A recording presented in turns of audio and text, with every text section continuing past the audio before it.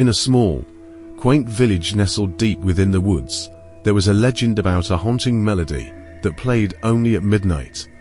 The village, known as Eldermoor, was home to a community that thrived on folklore and ancient traditions. One tale, however, sent shivers down the spine of even the bravest souls: the tale of the midnight violinist. Many years ago, in the heart of Eldermoor, there lived a gifted violinist named Elara.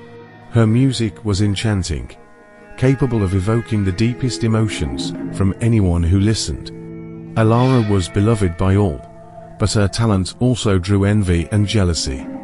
One fateful night, a rival musician, driven by dark desires, poisoned Elara out of spite. As she lay dying, Elara cursed the village, vowing that her music would never be silenced.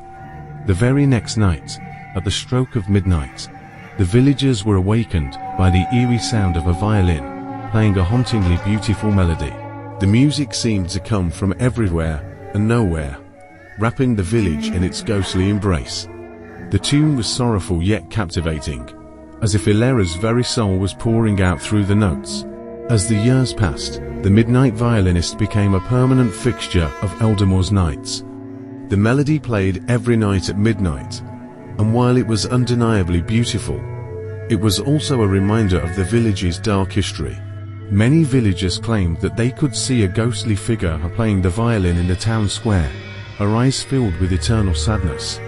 Despite the haunting presence, life continued in Eldermoor. People learned to live with the melody, though few dared to venture out after dark.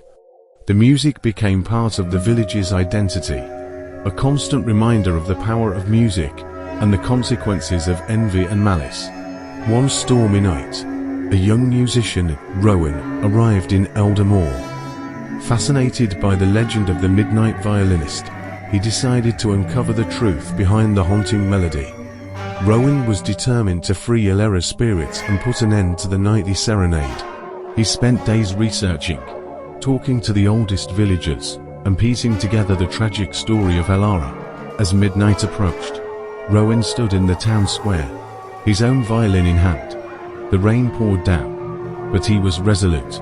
The haunting melody began to play, and Rowan joined in, his violin echoing the sorrowful tune. For a moment, it seemed as though the two violins were in perfect harmony, blending past and present in a melancholic duet. Suddenly, the ghostly figure of Elara appeared before him. Her eyes, once filled with sorrow, now held a glimmer of hope. Rowan played with all his heart, pouring his soul into the music, and slowly, the haunting melody began to change. It became softer, more peaceful, as if Elara's spirit was finally finding solace. As the final notes faded into the night, Elara's ghostly figure smiled at Rowan before slowly disappearing into the mist.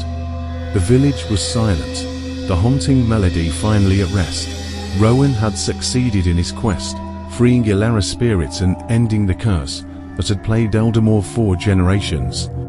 From that night on, the village was no longer haunted by the midnight violinist.